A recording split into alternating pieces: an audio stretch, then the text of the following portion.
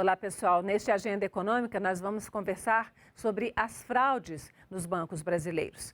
2025 vai ficar lembrado como o ano em que a Polícia Federal começou a abrir a caixa preta dos bancos privados. Em agosto, a Operação Carbono Oculto mostrou que diversas instituições financeiras tecnológicas, as fintechs, estavam sendo usadas como lavanderias para o dinheiro do tráfico de drogas, armas e combustível. Em novembro, a Operação Compliance Zero demonstrou que o Banco Master estava fraudando o sistema e lesara milhões de trabalhadores que tinham suas economias em fundos de pensão. Para nos explicar o que está acontecendo, eu recebo aqui na Agenda Econômica o economista-chefe do Banco do Nordeste, Rogério Sobreira. Rogério, muito obrigada pela sua participação aqui no Agenda, mesmo que distante. Obrigado, Antônio. Obrigado pelo convite. É um prazer, uma satisfação estar aqui com você, poder falar de um tema tão, enfim, cadente, né? Infelizmente. Rogério, você acompanha o sistema financeiro brasileiro há mais de 30 anos. De repente, esse sistema saiu das páginas de economia para as páginas de polícia e isso está se transformando numa coisa bastante frequente na nossa economia. Explica o que é que está acontecendo e o que é que foi essa fraude do Banco Master, que é a coisa que pega mais direto na mão no bolso, né, dos trabalhadores, e também fala um pouco das fintechs, né, que de repente se transformaram em grandes parceiras, né, dos grandes criminosos do país. Perfeito. Eu vou por partes, Antônia, porque a pergunta que você fez, ela percorre um arco de tempo muito grande. Essencialmente, o sistema financeiro brasileiro, a estrutura legal que hoje ele tem, ela foi montada basicamente quando tivemos a estabilidade de preços determinada pelo Plano Real. Naquela virada de chave, houve um momento de muita fragilidade no sistema, exatamente porque você muda a moeda e isso tornou boa parte das instituições, bancos notadamente, muito expostos, muito frágeis. Se a gente lembrar, muitos bancos foram liquidados, inclusive, outros foram fundidos, foi criado o PROER como forma de sustentar o núcleo do sistema financeiro e evitar aquilo que a literatura chama de crise sistêmica, que realmente poderia ter um impacto devastador sobre o sistema financeiro brasileiro, porque haveria uma perda generalizada de confiança. Então, a regulação naquele momento, ela caminhou na direção de ser uma regulação muito fortemente prudencial, ou seja, uma regulação que buscava tornar o sistema muito sólido, essencialmente na forma das instituições que dele participassem constituíssem largos colchões de capital, para evitar exatamente a possibilidade de essas instituições virem a falir, virem a enfrentar situações de bancarrota, especialmente situações, instituições grandes, melhor dizendo, né? Então, esse é o primeiro ponto. À medida que o tempo foi passando, essa dimensão ela não foi perdida, muito pelo contrário, tanto é assim que, em termos prudenciais, o sistema financeiro brasileiro é um dos mais sólidos do mundo, mas essa dimensão prudencial, a essa dimensão prudencial foram sendo adicionadas novas dimensões, por exemplo, dimensões relacionadas à prevenção de lavagem de dinheiro, prevenção de dinheiro vindo de terrorismo, prevenção de corrupção. Isso, a regulação, ela foi sendo complementada nessa direção. Por fim, a terceira dimensão é uma dimensão que buscou introduzir um nível de competição maior dentro do sistema.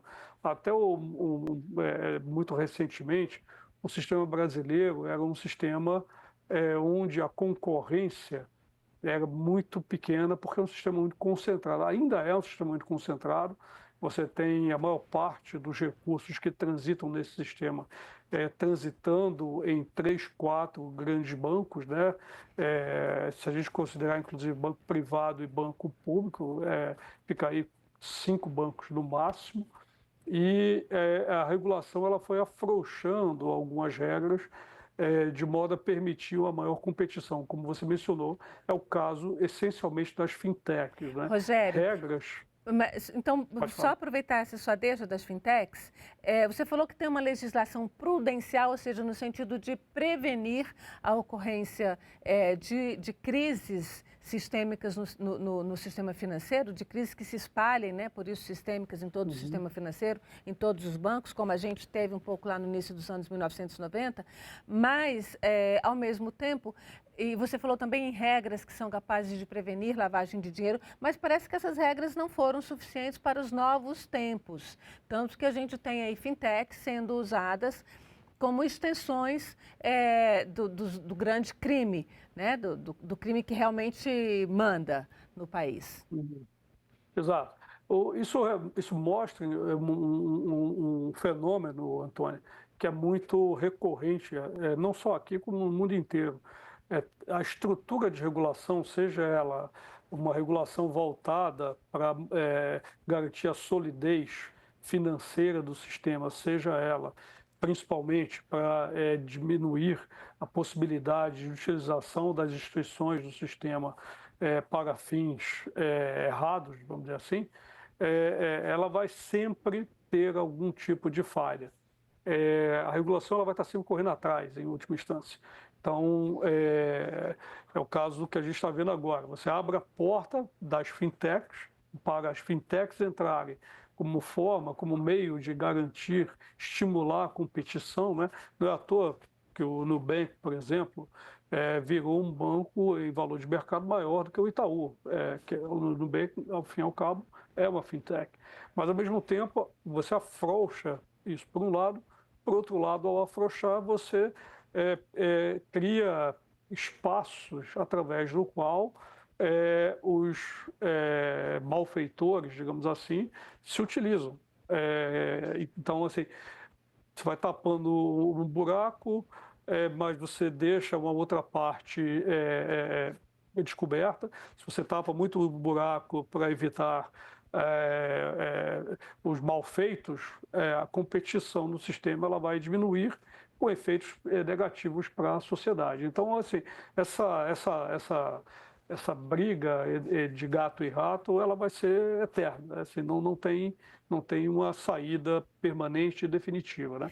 Mas, só para completar, o fato é o seguinte, o regulador também aprende. Então, ainda que o cardápio de quem tende a burlar aqui os limites definidos pela regulação seja amplo, né? O cardápio do regulador ele também vai se ampliando da mesma maneira. Então, vai ficando mais custoso, mais difícil se valer das brechas de modo a utilizar o sistema para fins, digamos, não republicanos. Tá. A gente tem aí 3 grandes reguladores do Sistema Financeiro Nacional, que é o Conselho Monetário Nacional, que define as grandes regras, o Banco Central, que regulamenta e fiscaliza os bancos propriamente ditos, a CVM, que é a Comissão de Valores Monetários, que regula a questão de bolsa de valores, de emissão de títulos, e ainda tem o COAF, que não é um regulador, mas é a grande polícia, digamos assim,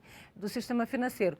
Onde é que eles falharam nesse momento que a gente não conseguiu ver essa questão das fintechs usadas como lavanderias do crime e do caso do Banco Master, propriamente dito, que já era um caso que vinha, de certa forma, assustando até os próprios bancos, os concorrentes. Perfeito. Eu acho que aqui, ainda que essas avenidas que parecem ser avenidas paralelas, elas venham a se cruzar, acho que aqui tem duas situações, né?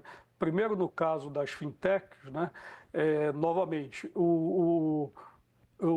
a facilidade com que o crime organizado se valeu das fintechs estava exatamente na diminuição das exigências que foram postas para que as fintechs fossem criadas. Exigências de diversos tipos, desde exigências de capital até capital mínimo, né, que as fintechs deveriam ter, até exigências relacionadas a envio de informações regulares, tanto para o Banco Central quanto para a CVM, também como forma de diminuir o custo de operação dessas entidades e, com isso, fomentar a concorrência. Esse é o primeiro ponto. Então, o crime organizado se valeu disso e, enfim, a gente viu aí vários episódios de malfeitos, né? Talvez, inclusive, novos venham a surgir e o sistema de controle, seja o Banco Central, seja a CVM, seja o COAF, não estava preparado precisamente porque a estrutura legal que foi montada era uma estrutura legal, por assim dizer, rasa. Então, não cabia aos órgãos aqui de controle, a autoridade monetária, que é o Banco Central, a CVM, o próprio COAF, o Conselho Monetário Nacional tem menos esse papel, né?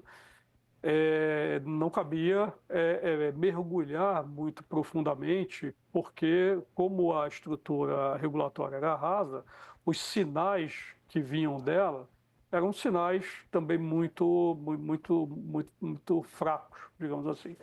Esse é o primeiro ponto. O segundo, no caso do Master, especificamente, o que a gente viu até o momento, né? O Master foi uma instituição que buscou se valer também de uma falha, e aqui principalmente a falha no que diz respeito ao desenho do Fundo Garantidor de Crédito. Quando eu digo falha vis-à-vis o mau uso do seguro, né, que é o Fundo Garantidor de Crédito, para concorrer, e esse era o argumento que foi colocado pelos controladores do banco, né, para concorrer com os bancos já bem estabelecidos. A forma que foi pensada foi exatamente ofertar papéis no mercado a taxas mais atraentes e, com isso, aumentar o share dessa instituição no mercado. Explica só um pouquinho. Quando você fala em share, é a participação dela no mercado diante dos bancões, como dos 5 grandes, né? Digamos Isso, assim. isso. Agora, isso não é proibido? Quer dizer, o Fundo Garantidor de Crédito, só para a gente explicar um pouquinho melhor para o nosso telespectador, é aquele fundo que a gente paga, não são os bancos, é bom que isso fique bem claro. Quem contribui para o Fundo Garantidor de Crédito não é o banco, é você que tem algum dinheiro no banco, porque o banco tira um pouquinho daquele seu dinheiro, em lugar de remunerar tudo, ele tira um pouquinho e reserva. Não, isso aqui é para se der algum problema, a gente tem esse dinheirinho aqui para pagar um pouco daquilo que você tem investido. Porque ele hoje paga 250 mil. Quer dizer, quem tem investido mais de 250 mil, se o banco der algum problema, só vai receber os 250 mil. Tudo bem que é uma parcela pequena da sociedade brasileira, mas tem uma parcela de investidor, até para que você estimule as pessoas a investir, você tem que ter isso. Agora, o Fundo Garantidor, ele não serve como uma garantia do seu investimento direto, não é isso? Você não pode comprar um CDB que seja garantido pelo Fundo Garantidor. E o Master vendeu isso. Vendeu isso. Esse foi um dos argumentos, né, para avançar sobre o espaço que os bancões tinham. Ou seja, você pode comprar, o argumento basicamente era o seguinte, a narrativa, melhor dizendo, era, você pode comprar os CDBs que nós emitimos a uma taxa bem superior à taxa média paga pelos CDBs dos grandes bancos, porque você tem, de outro lado, um seguro que é o Fundo Garantidor de Crédito, né? Lembrando que aqui, na verdade, foi um uso errado que o Master fez do seguro, porque ele se vale, e a falha por assim dizer, né, a falha do Fundo Garantidor é essa. Esse seguro evita uma ação, eu deveria evitar uma ação quase irracional do investidor, mas ela gera o que a gente chama um risco moral. Ou seja, eu investidor compro o CDB do Baster, porque eu sei que no final do dia existe o fundo garantidor que vai me proteger na eventualidade de uma quebra da instituição. Tá, Então, mas o, você fala de uma questão moral por lado do investidor, mas a questão moral maior deveria ser, pelo menos, para o banco, porque ele sabe que ele não pode fazer isso. A legislação claro, proíbe isso, ou não proíbe? claro. Não, tacitamente proíbe, mas explicitamente, legalmente, não. Tanto é que ele se aproveitou ainda neste momento, na hora que o Master vende um CDB pagando 140% do CDI, quando os CDBs dos grandes bancos estavam pagando 105, 110% do CDI, ele sabia o que estava fazendo, mas na letra da lei, por assim dizer, não tem nada impedindo. É uma questão puramente moral. E você tem aí uma outra coisa que foram assim, alguns bancos, algumas instituições que vendem esses CDBs, que distribuem esses CDBs, a gente tem duas, basicamente, o XP e o BTG, que são grandes instituições, elas se dispuseram a distribuir esses certificados de depósito bancário, sabendo que eles estavam pagando muitíssimo acima do mercado, levando um prêmio, estavam recebendo mais do Master. Então, você também não tem uma legislação que regule isso? É só uma questão moral do banqueiro, nesse caso? No momento, não tem nenhuma regulação que impeça esse tipo de comportamento. De fato, veja, temos aqui também o outro lado da concorrência. Quer dizer, quando uma plataforma, ou pelo menos quando o lado plataforma da XP se dispõe a vender os CDBs do Banco Master nessas condições, ainda que sabendo que o Master estava pagando uma taxa muito acima da média dos CDBs dos outros bancos, né? Isso é uma forma também da XP, da plataforma, né? Aumentar a sua participação de mercado, ou o que a gente chama no jargão do mercado, aumentar o tamanho de ativos sob gestão, por assim dizer. Então, faz parte da concorrência. E aqui tem um dado, eu acho que tem uma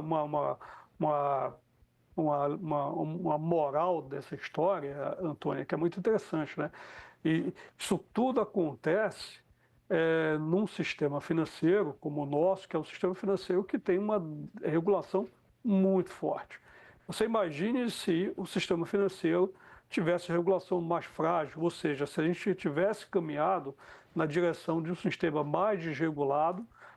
Tem muita gente que, inclusive, advoga uma menor regulação do sistema financeiro, porque a maior competição ela seria mais saudável, porque os bancos iriam disputar o dinheiro dos poupadores e seriam só os mais eficientes sobreviveriam, né? Uma lógica darwinista totalmente equivocada aplicada a essa realidade. Uma lógica da lei do mais forte, né? Agora eu queria pegar um outro ponto ainda, que é esse é o lado do CDB, que é o investimento feito pela, digamos assim, pela pessoa física. Mas a gente tem aí 18 fundos de pensão, estado do Rio de Janeiro, alguns municípios de São Paulo, muitos municípios de Mato Grosso do Sul, que compraram, que investiram o dinheiro dos trabalhadores, dos servidores públicos, são fundos de pensão de servidores públicos, nesse banco. Eles não tinham como saber que esse banco não estava regular, que ele estava com uma agressividade muito grande, que não tinha lastro, como se diz no mercado financeiro? Olha, pelo menos o gestor desses regimes previdenciários, todos os casos que você mencionou se tratam de regimes previdenciários, né? Regimes públicos, o que a gente chama de RPPS. O gestor desses regimes, ele tem que, como você bem colocou, Antônia, zelar pelos recursos dos poupadores. Então, aqui existe uma questão de prudência.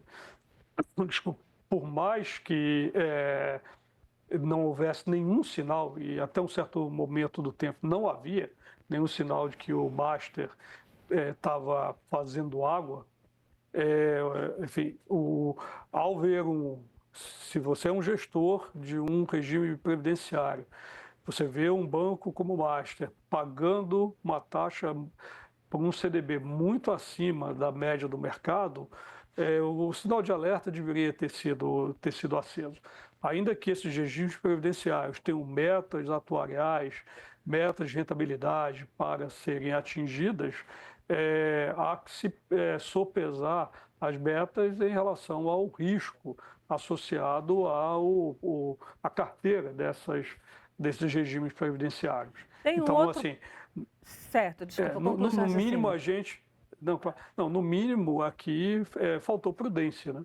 Agora, tem um outro aspecto do Banco Master e que está bastante, digamos, ressaltado, é que o Banco Master tinha uma vinculação aí entre o Banco Master e o Banco Regional de Brasília, o BRB, que o governo de Brasília, vários políticos de Brasília tentaram fazer com que houvesse uma negociação, né? Houve uma tentativa do BRB de comprar o Banco Master, o Banco Central vetou essa compra, houve uma manifestação grande de políticos, depois o Banco Master tentou, a Caixa Econômica Federal tinha tentado comprar títulos do Banco Master e alguns funcionários da Caixa vetaram essa compra. Quer dizer, tinha uma história aí de que não parecia para os técnicos e especialistas que o banco tivesse numa boa situação financeira. Como é que você vê esse envolvimento entre banqueiros e entes políticos que fizeram com que essa situação chegasse aonde chegou? Olha, aqui eu acho que ainda tem muita coisa para, enfim, aparecer, né, para que a gente possa entender melhor as razões desse tipo de relacionamento, como você os descreveu, né? Então, ao que parece, a 10 mil pés de altura, né, com o nível de informação que a gente tem, especificamente no caso do BRB, o que foi vendido é que essa junção ou essa compra do Master pelo BRB seria benéfica para as duas instituições. No caso do Master, daria solidez para ele, que naquele momento, hoje a gente sabe, estava começando a faltar, e no caso do BRB, permitiria o banco avançar sobre mercados que ele não operava de maneira regular ou não tinha densidade. Mas, enfim, à parte isso, o importante observar aqui, né, é que a relação entre banqueiro e político, qualquer relação, na verdade, que envolva instituições financeiras, ela tem que ser sempre pautada pela regulação do Banco Central, da CVM. E essa Porque, enfim, regulação está deixando muita brecha, porque parece que não houve uma regra que impedisse essa tentativa de negócio. veja, não, porque a rigor, conversar sobre fusões, sobre aquisições, etc., isso não é proibido por lei.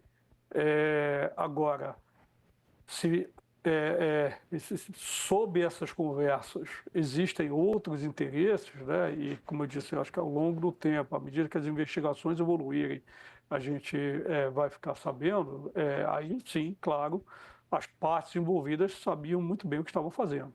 E o próprio sistema financeiro, para a gente fechar, os outros bancos, não havia no mercado algum sinal de alerta ligado? E, mais uma vez, como é que fica essa questão do Fundo Garantidor de Crédito? Quem vai pagar por esse rombo que vai haver no FGC também? Primeiro, eu vou pela última pergunta, que é mais fácil.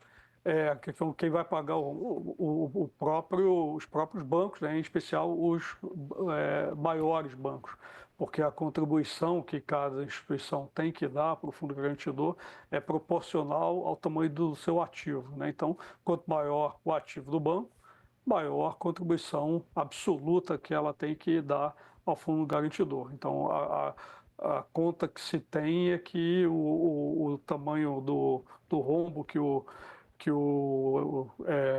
a crise do Master vai deixar no FGC é da ordem de 40 bilhões de reais. Então, assim, isso vai ser tapado com esse dinheiro, porque o fundo garantidor ele não pode dispensar, ele não pode pagar este seguro e, enfim, esquecer que esse seguro tem que ser recomposto, sob pena de fragilizar o FGC, né? Para a gente Então, fechar, então, e como é que ficam as pessoas que tinham seus trabalhadores públicos, que tinham seus recursos de aposentadoria investidos nos fundos de pensão, que compraram o papel do Master?